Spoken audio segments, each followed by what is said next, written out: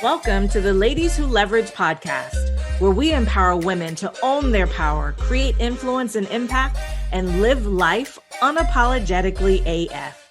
It's time to leverage your expertise, resources, and relationships to build your business, brand, and badassery.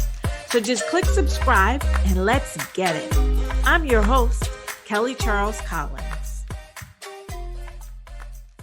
Welcome to the Ladies Who Leverage podcast. I'm your host, Kelly Charles Collins. And today, y'all, I am so excited because I get to interview the Cori Gordon. Why do I call her the Cori Gordon? Because Cori Gordon is a 28-year-old business professional who owns and operates Cortoyou, LLC, a package delivery company based in New York. The Jamaican native, yay Jamaica, who is the eldest of 9 kids, has partnered with Amazon to deliver packages to their customers in Staten Island and Brooklyn, and has garnered noteworthy accolades as the youngest, yes, the youngest Amazon delivery service partner. I am so excited you're here, Cori. Welcome. Thank you for having me, Kelly. It's so exciting. I know, it's so funny. So I learned about you because I'm Jamaican too. And you know how Jamaicans are. If there's a story and you even have like one drop of Jamaican in you, then the whole family has to know, right? Yes, there's just this pride that we have as a people. Yeah. And so that's how I learned about you because CBS did a special on you and my family posted it in WhatsApp. And when I saw it, I was like, she is definitely the epitome of what Ladies Who Leverage is. So Cori, I read a little bit about you, but that's just the tip of the iceberg. Really give us your background and how you came to where you are now. And then we're going to go a little deeper into the whole Amazon delivery service and Cortoyou, but give us your background. Okay. So I am from Jamaica. I was born in Bogwag, St. Catherine, and most of my family is still back home. I grew up in a house with my grandparents, and my dad lived on the same property. My mom would come to visit me a few times every week. I'm the eldest of 9, like you mentioned, but my upbringing was beautiful. My parents trusted me to be myself and express who I was. They were never directional in terms of what they wanted me to do. There was just this utmost trust in me to make the best decisions for my life. So that has definitely shaped me into the person that I am today. And I know they're extremely proud of who I am because of all of that. But I went to St. Dominic Preparatory School. Then I went to Yorktown Primary for all my Jamaicans who are listening. And I went to Holy Childhood High School for girls before. I did, yes. Then I went to Northern Caribbean University where I studied business administration with an emphasis in accounting before my mom took me to North Carolina, where I would be living for a few years before moving to the Northeast. So that's a little bit about my background. Yeah, that brought me to the States. Yeah. So what was it like, Cori? I have an older sister, but what was it like being the eldest of 9 children? Well, you know what? I was an only child for about 15 years before my parents had their second kids. So those 15 years were beautiful. I mean, I think I was very selfish for those few years because I had them to myself. My dad and I would play a lot of games in his car together because he would take me everywhere with my friends. I had my mom as well to myself. So I remember when they finally had another kid, I was like, I don't want a sibling. No, but they've been a blessing in my life and they're much younger than me. So there's this kind of respect and awe that they look up to me with. That's beautiful to see. But it's nice being an older sibling. Yeah. And now it's nice. Yeah. I can imagine that they were excited to see you on TV. Yes, you spoke about how Jamaicans are. My WhatsApp has been blowing up for the last 3 weeks, and a lot of it is from my family and my siblings. Yeah. It's interesting because, I was looking for information about you and I saw all of the articles and everything that have been done. Mm-hmm. And, it really is a big deal, right? To think of you being this 28-year-old Black woman from Jamaica who is a part of this billion, trillion dollar company, and to have that kind of stature, right, in that space. Tell us It's what so is. interesting. I'm sorry to interrupt you. It's so interesting that you say it that way because I didn't see it that way. Up Yeah. until 3 weeks ago, I didn't recognize that I was the youngest, one. And then two, you think about your life as your own reality and not necessarily a source of inspiration for other people. So I definitely wasn't seeing it like any kind of stature or accomplishment. Right, because we can't see ourselves, right? We don't see, and Yeah, you know it's what you, hard. right, and what you just said, Cori, is so important because often we don't realize what Mhm. we're doing serves as inspiration, or sometimes what I call the master class for other people, Yes, right? that's beautifully And put. Nice. and for you, I think this is really, I really want people to understand the journey of how you got to Yeah. this place, especially at 28 years old. So I know that you didn't start at Cortoyou. So where did you start and how did that get you to this place? Okay, so when I first moved to the States, I was living in Charlotte, North Carolina with my grandparents, my maternal grandparents. And I had just graduated college. So I was looking primarily for something in accounting or audit. I was open to customer service as well because I have previous experience in that space. But auditing was not my love. I had done an internship at KPMG, which was a major accomplishment for me because I wanted to work at one of the big four accounting firms. But having done that, I realized that that space was just not for me. I needed to connect with people one on one and be out there smiling in their faces. It was not fulfilling for me being behind a computer screen and, balancing sheets, for example. So, but I was still looking for something in accounting because I had graduated with that degree. I could not find anyone to hire me. And I was not driving at the time. I didn't know how to drive. So my grandparents would take me everywhere, every job interview I had. My grandma is a nurse, she still is, and she would work a 12-hour shift, sometimes double, and then take me to my interview and sit in the car and sleep and wait for me to be done. There were days when I would have serial interviews that would take me all over North Carolina, and she would drive me everywhere because I couldn't drive. So, but we still couldn't get a job, even with all of my background and, like my peppiness, like I couldn't secure a job. And finally, someone at church said, look into Nordstrom. They promote from within. It's a great company. And I was like, I've never done retail. One, I don't even know what Nordstrom is. Three, I can't afford any of the pieces that they carry. But I was like, okay, sure. So I applied for a sales associate position to work the floor. And the manager at the time, Tara Mixon Brown, she hired me in opposition to everyone else's recommendation because I could not work on Saturdays. I was Sabbath keeping, and this was retail. Saturday is the busiest time of the week. So this was a major risk for her to bring me on the team. And I have no previous sales experience. So this is just all, she should not have hired me. But she did.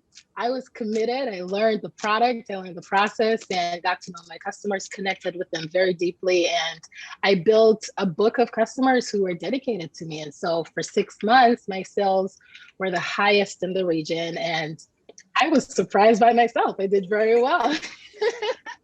So Surprised at after what you can do, right? When you put your mind to it.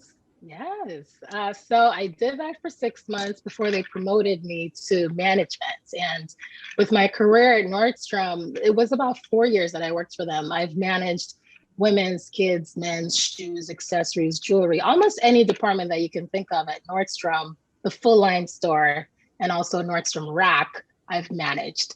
And I've moved a couple of times with them as well.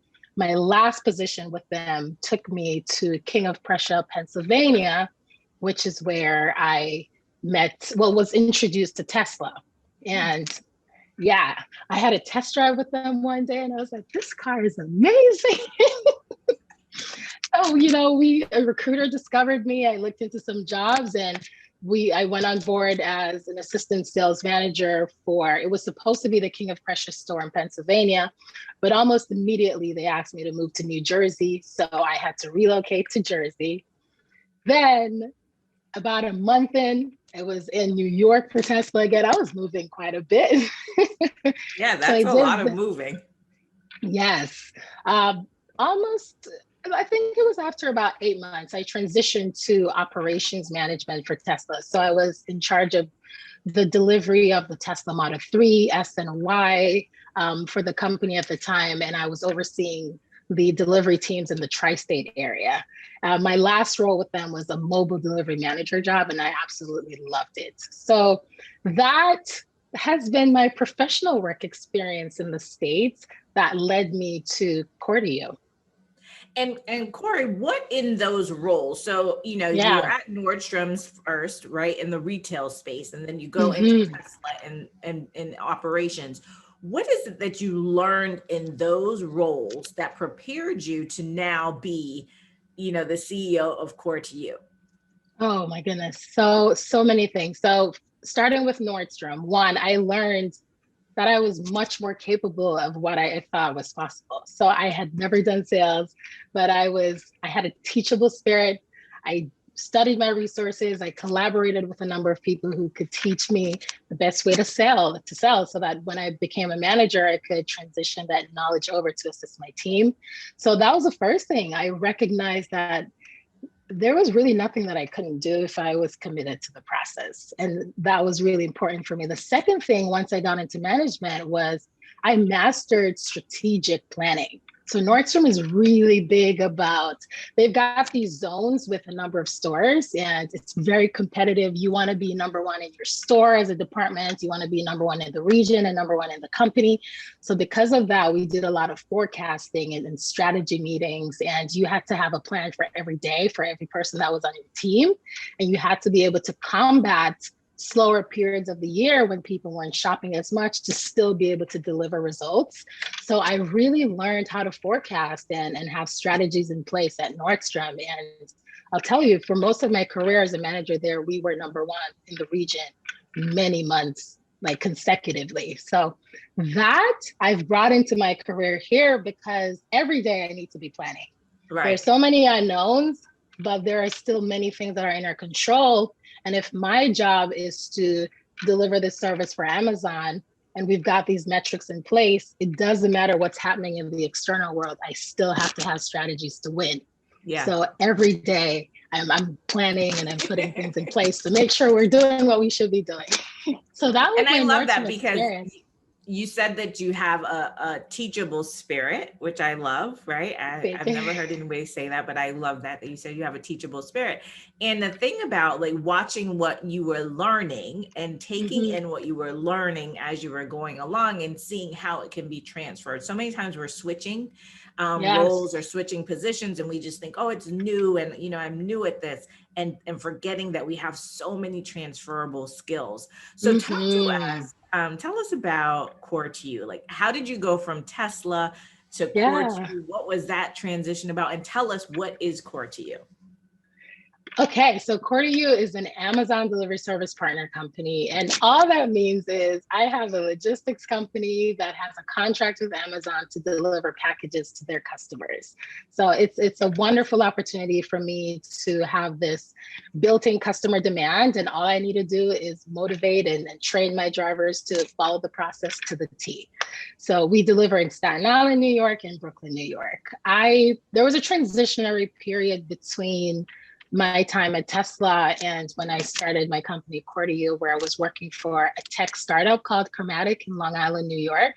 And I was in charge of their logistics department. So I helped them broker deals between consumers and dealerships and then get the cars that the customers wanted to their homes. So I was doing that for a little bit while I was planning the business of Cortoyou and figuring out how I was going to make this transition. So I was looking online one day. I was still at Tesla at the time, and I was looking to transition to business ownership because this is in my blood. My parents have been entrepreneurs for many years. And my dad has had the same job for about 30 years. And it's his own company that he pours his soul into. So I've seen that my whole life, and it's been an inspiration for me. So I always knew I wanted to be in that space, but it was a distant thought. But when I decided to make this more active in my life, I started looking online for opportunities that had built-in customer demand, because that was most important to me. And because of the Amazon name, this banner was the first thing I saw. So I saw an advertisement for the Amazon Delivery Service Partner Program, clicked on it, looked at the details. They were not requiring any previous logistics experience. The main thing was experience managing, coaching, and training a team. And I believed at the time I had mastered that. So it felt like all of my skills and all of my experience had prepared me for this opportunity. So I applied, and I think it took about a year and a half before we were operational. Things were different then. It was pre-COVID when I applied. And yes. So go ahead. Yeah, so I went through the process, which started with a virtual interview. And then I had a series of interviews in person in Manhattan, with the Amazon managers, just to convince them that you were trustworthy and the right person for this kind of contract. I passed that. My first preference for location was Brooklyn, but there was a need in Staten Island, and they asked me if I wanted to jump on this opportunity, and I said yes. So I launched much earlier than I planned because there was demand. I had to create the company, register at the state, figure out a name, and I was like, what do I want the name to convey? And for me, I wanted it to have a part of my name, but also represent movement. So that's where you get the Cortoyou in terms of like the package is going from us to you. I love that. I love that. I'm always thinking of like, what are good names or and so hard. Yeah, it is very hard, right? And yes. So Cori, your business is not just because you said, it's just a package delivery service for this little company named Amazon, right? You run a business that has 50 employees, maybe more now? More, yes. So tell us about that, because you are a CEO of a company. It's not just like, I have this. Tell us about your company. Oh, yes, absolutely. So when we first started, we had 5 vans, 5 routes, and I had 15 employees. Over the last 10 months, we've hired over 120 drivers. I have a full management team of an operations manager, an HR manager, and I've got 6 lead delivery associates, and together they manage the operations. Now they do. When I first started, I was doing all of that by myself, but now they're managing the team, so I'm not necessarily involved in the day-to-day anymore.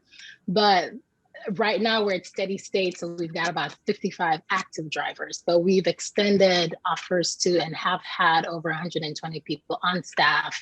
Back in peak, which was, Q4 2020, when it was very busy. But the team's wonderful. They're great. They're really committed to the process and to the company. But not to make it sound all peaches and cream, it took a while for us to get this core team of drivers that is really committed to Cortoyou and to the Amazon process. And we've had to, let go of a few people, and we've had others leave for whatever reason. But right now we're really confident with the group of people that we've got working for us. Cori, what's been the most challenging thing of moving from employee to CEO and employee to CEO, and then having to kind of transition out of the day-to-day and being the person who oversees everything as opposed to hands-on? What's been the biggest challenge? So the biggest challenge transitioning from employee to CEO was recognizing that I didn't know everything that I needed to know.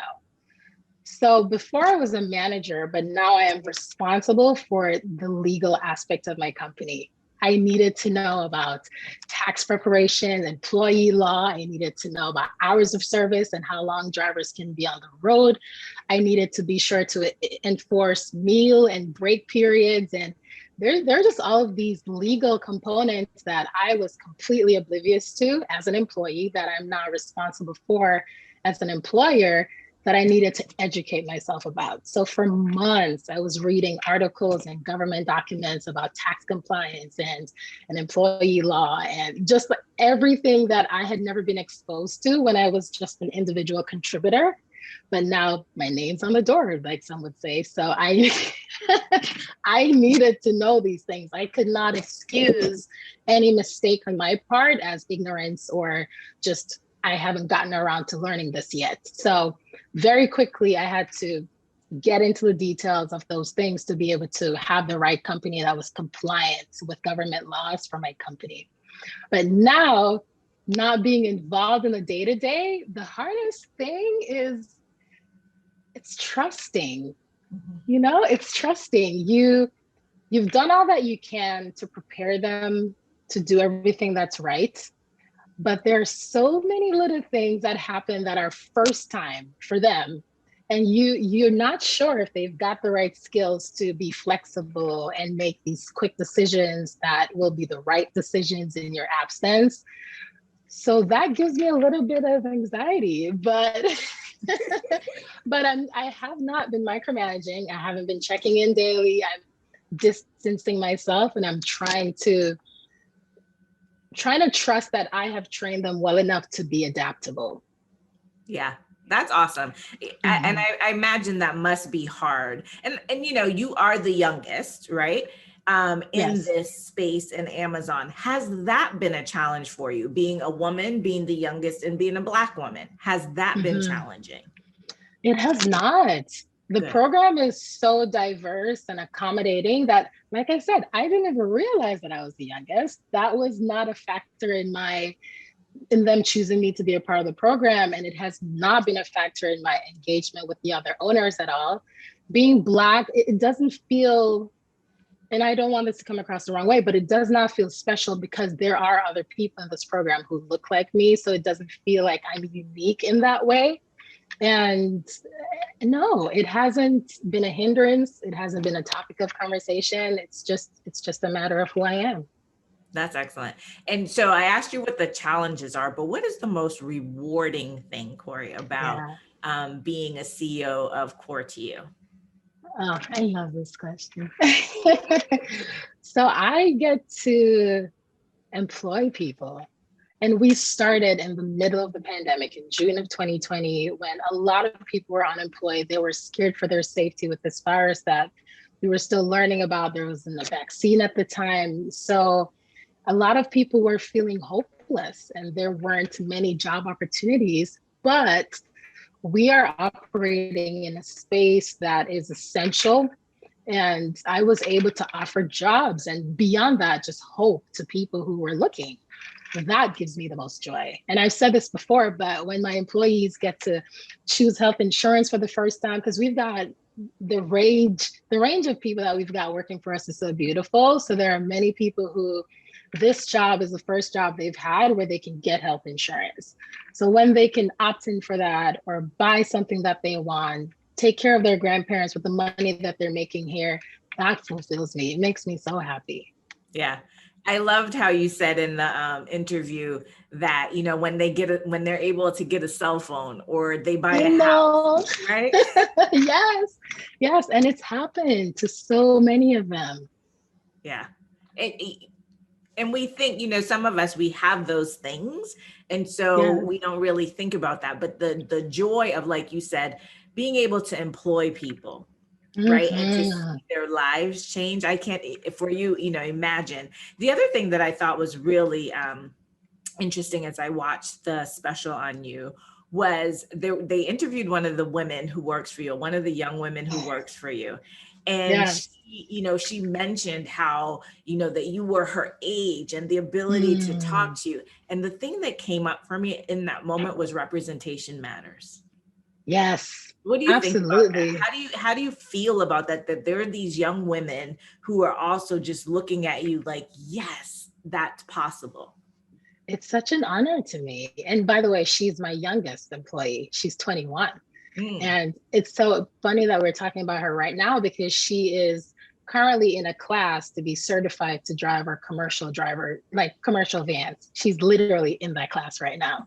So, and she didn't even foresee this for herself when we were thinking about her future and with the company and next steps. This was not on her radar, but through my mentoring and showing her options that she didn't know existed, we now got her in this program and she's going to be driving commercial vans next week. Like, how amazing is that? But no, you're absolutely right. Representation does matter. And I think I've come to recognize that now more than before, because like I said, I did not even think about my life as a source for motivation for anyone, but I'm recognizing that telling my story is important to people to see that there are possibilities beyond what you can see. And if someone else has done it, it's possible for you as well. But I'm happy to be this young woman in this space who has all these employees who are so varied, and I'm able to connect with them on a deep level and show them things that they didn't even know existed. That's beautiful to me. I love it. Cori, what do you think are the keys to your success? Oh, number one would be just maintaining a teachable spirit. I think that is so important. I've been in so many spaces and jobs that I did not know what I was doing.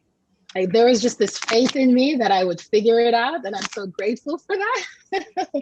But figuring it out is not what got me to where I am. It's connecting with people who have experience and they have the skills that you don't have, and tapping into those resources that I can learn from.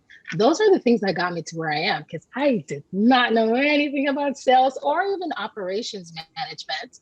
Did not like cars, didn't know about electric vehicles, but I was always in a room with people who were smarter than me, but were also ready and willing to teach me things. So I was always absorbing knowledge. And I think that's so important. Just never stop learning. Then two, you've got to be committed. You cannot start something, finish it, and not finish it and think you're going to gain the things that you want to gain. You've got to be committed to the process, no matter how hard it gets, how complicated it gets, how ambiguous the times are. And if you feel like you've got everything you need, you just got to stay committed, be dedicated, persevere, and do not give up. And then last of all, for me, staying true to who I am. So I've gotten a lot of opportunities to connect with people on their projects and to assist them with furthering their goals. And there would have been things that were in conflict with my interests that I just decided not to pursue those things. You've got to make those decisions for yourself, especially as you start to gain success. There are going to be people who come in your life who want a piece of what you've got, and that's okay for you to share. But you've got to be discerning and remember why you started and be committed to who you are and why you got in that process in the first place. Yeah. And one of the things that you also said, you were talking about, showing up authentically as you, right? Oh, and yes. Talk to me about that. Why is that important for you? Because I'm the only Cori.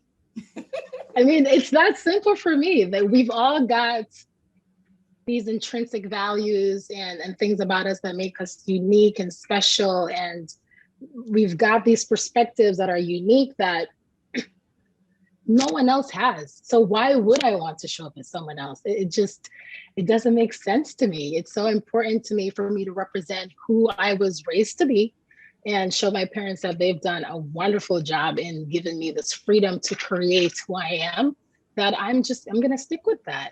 Yeah. And they have done an awesome job with you. You're actually younger than my son. And yes. And I'm so proud. I love to see women thrive. I love to see women win, and especially, young women to watch and just to listen to you and how grounded you are. I think everyone's going to love you. Oh, thank you. I'm so grateful for that. I really am. It's still just a shock to me. I feel like this has been going on for a month and I'm still like, this is not my life. This is your life. And as I say, your life is a masterclass for other people. Yes. And so, as we go about our daily lives, we need to think about that. So, Cori, what is next for you? With my company, we are going to continue to expand throughout New York, so long as Amazon allows us to. But yeah, we're gonna take on more routes, which means we'll have more jobs to give people, and that to me is just the most important thing. So we'll expand throughout the tri-state as much as we can. Beyond that, I'm planning a number of things for the team that exists today, because the job that they have, I recognize is very physically grueling, and beyond the health insurance that we offer, there's so much that we can do to help relieve the pressure on their bodies. So I'm working on something specifically for that. And then there's another company that I'm working on that I can't wait to show to the world. Okay, so when that company comes out into the world, we'll have to have you back. And I'd I love to. You told me you sing. Do you sing? I do. Yes. So is there anything on the horizon with singing? Oh, I've been planning for a while to get in the studio and just make some fun stuff. And I need to, but I need to make the time for that. Well, your plate is full, so we won't put too much on you, but we will be watching everything that Cori does, rooting you on. Ladies Who Leverage is here for you to support you however we can. You can always come back and hang out with us. Let us know what's going on with you. And before we end, I'm going to ask you, do you have a favorite quote? I do. It's been my favorite for many years. It says, "Nothing lasts forever, not even your struggles." That has always been in my spirit. But can I say something before I go? Yes. Kelly, you are a rock star. Oh, thank you. You really are. The way you've made me feel at ease and you've accommodated me, and this just beam of light that shines over your face every time I see you, which has only been 2 times. It's beautiful. Aww. And I'm so happy for you and this program that you have. It's so an incredible service that you're offering. So thank you for having me and for all the work you're doing for this community. Oh, Cori, oh my gosh. Girl, don't make me cry. Don't make me cry. I received that and I thank you. You're welcome. Why I show up every day, and I want to continue to highlight women like you. I think it's so important. Representation matters. So many people who are in our spaces, who come from Jamaica, who come from other islands, who are immigrants, who have, maybe grown up in situations where it hasn't been the best. I think it's important for them to see, and also to understand that we all have struggles, right, in the back, but we shouldn't let that keep us down. So Cori, thank you so much for being open to my just reaching out to you on LinkedIn. Yeah. So I thank you for that. And I, again, am so very proud of you, and I'm happy to support you any way that I can. And thank you for being on Ladies Who Leverage podcast. You're welcome. Thanks for joining us. This podcast is brought to you by Lady Lawyer Media. If you're a badass woman who's ready to take action to live life unapologetically AF, then you need to join our global community on Facebook, Ladies Who Leverage. And remember to subscribe to our podcast. And until next time, let's collabosource, strategize, and monetize.